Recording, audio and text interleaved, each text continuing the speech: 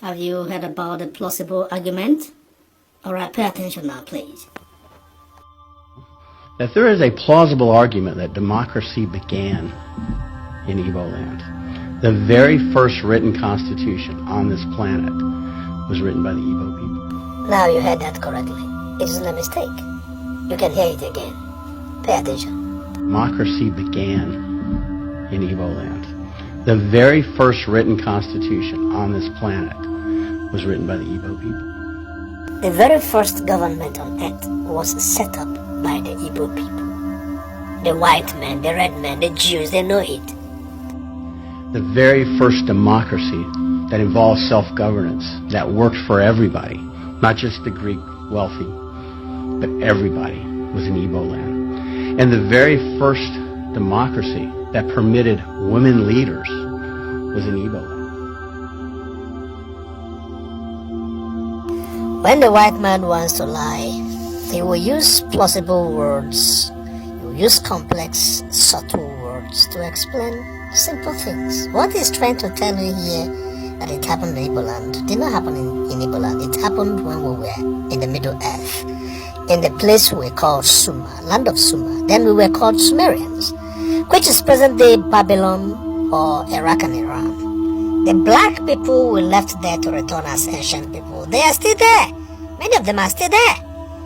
Because we as ancient people battered this world. The West, Europe, we were still in the Dark Ages. When was the Dark Ages? The Dark Ages was a time when dark men ruled the world. Sometimes they were called the Moors. Were they really the Moors? No. These were rebels left by IBOS around North Africa. They became the Moors. They conquered Europe. And yet the Igbo had figured out a way to have a just and meaningful government, and a just and meaningful society, and due process, and fairness. And to this day, you see, there was a country. Yes, there was a country, but the white man had to kill it. They killed it deliberately. Because an Igbo or ancient Hebrew nation standing at the heart of Africa is a threat to everything the white man stands for. The Igbos are the regal class of the whole black in the whole world. So, if you are an alien into a world, a red man from a red planet into a black humus earth, what do? You have conquered it. You arrest the regal class and take them into captivity. That's why you have our children under their legs as we speak right now. They said they are going to make a case in the Supreme Court. For what?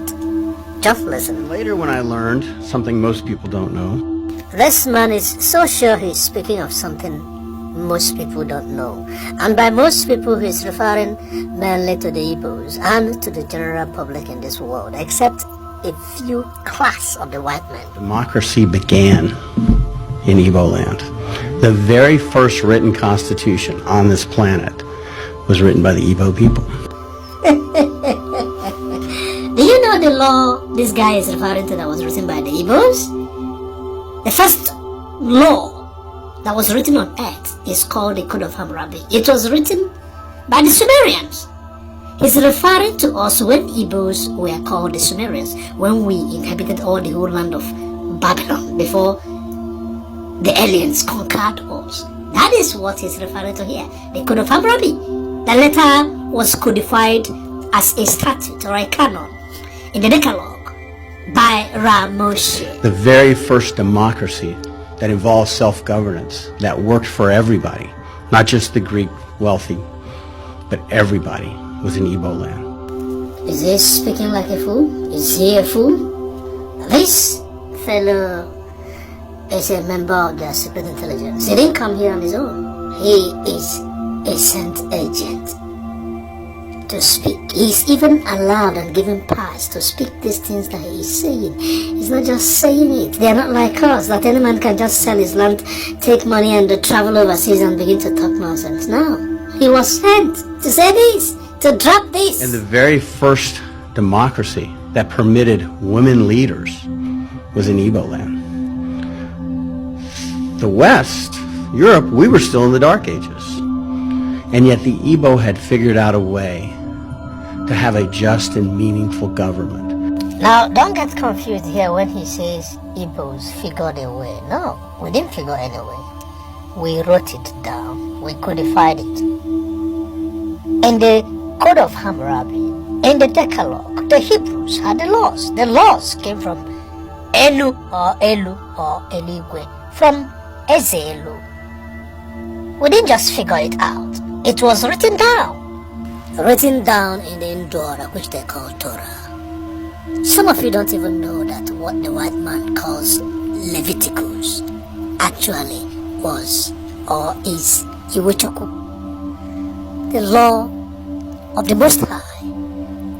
Don't forget, Ezelu means Israel.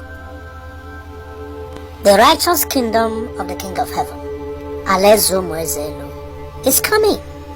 It is at hand. In a just and meaningful society, and due process, and fairness. So it is my honor to have been able to work with the Igbo community. We are contemplating preparing an appeal to the United States Supreme Court. Pharaoh scratches his head and tells us he's contemplating. Pharaoh, please. And what have you done to the children on your feet since 400 years ago?